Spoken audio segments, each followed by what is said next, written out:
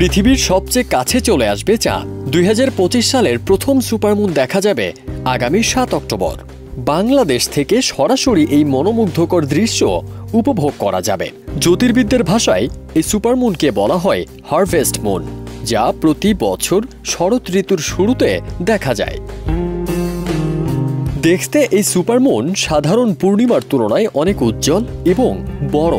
এ সময় চাঁদ পৃথিবীর সবচেয়ে কাছের কক্ষপথে থাকবে, যা পেরিজি নামে পরিচিত। সাধারণ পূর্ণিমার চাঁদের তুলনায় 7 অক্টোবরের চাঁদ 14% বড় ও 30% উজ্জ্বল দেখাবে। আর এ সময় চাঁদ পৃথিবী থেকে প্রায় 3,61,400 কিলোমিটার দূরে থাকবে। বিশেষ করে উদয়ের সময় চাঁদকে সোনালী কমলা রঙের ও বড় আকৃতির দেখা যাবে। এই সুপারমুন সাধারণ পূর্ণিমার মতো রাতভর উঠবে না।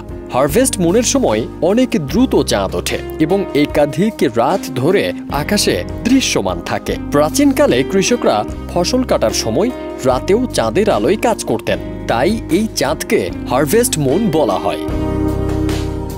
জ্যোতির্বিদরা জানিয়েছেন 6 ও 7 অক্টোবর দক্ষিণ এশিয়ার আকাশে সুপারমুন দেখা যাবে। তবে আশপাশে কম আলো আছে এমন জায়গা থেকে এর দৃশ্য সবচেয়ে সুন্দরভাবে দেখা যাবে। চলতি বছর টানা 3টি সুপারমুন দেখা যাবে।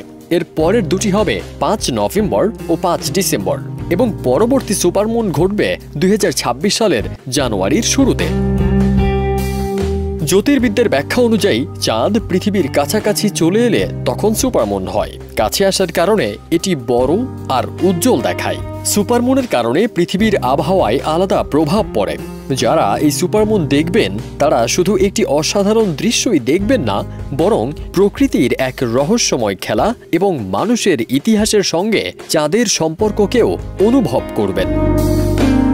ফারদিন সানি, দেশ রূপান্তর।